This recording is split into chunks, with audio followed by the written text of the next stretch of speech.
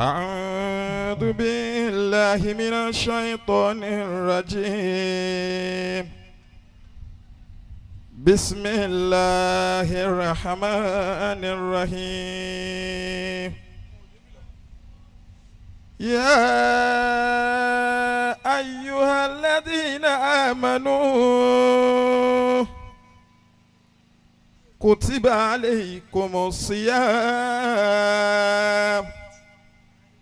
كما كتب على الذين من قبلكم لعلكم تتقون.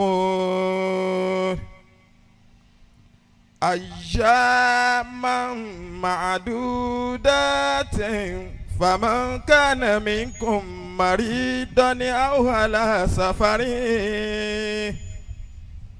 فعدة من أيام أخرى وعلى الذين يطيقونه فدية طعام مسكين فمن تطوع خيرا فهو خير له وأن تصوموا خير لكم إن كنتم تعلمون. شهر رمضان الذي أنزل فيه القرآن هدى للناس وبينات من الهدى والفرقان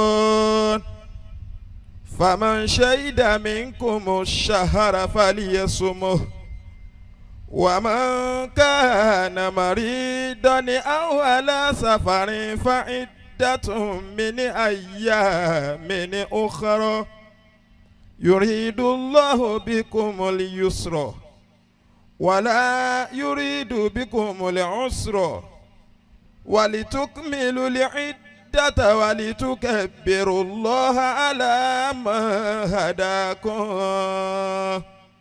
ولتكبروا الله على ما هداكم ولعلكم تشكرون.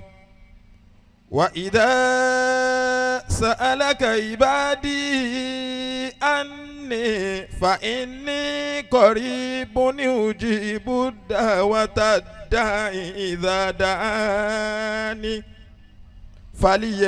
فليستجيبوا لي وليؤمنوا بي لعلهم يرشدون. صدق الله مولانا العظيم. àwọn èèyàn ń gbọ́ lọ́n tóbi àmọ́ mi ń gbọ́ lórí àga tí mo wà yìí. alukur'ani ni a gbọ́ yìí. ẹni tó bá já sí pé bọ́lọ̀n ti kádàrá kó gbọ́ kur'ani tọdún tó lọ. òun náà lọ́lọ́run tún ní kó gbọ́ kur'ani tọdún yìí. ó yẹ kí irú ẹni yẹn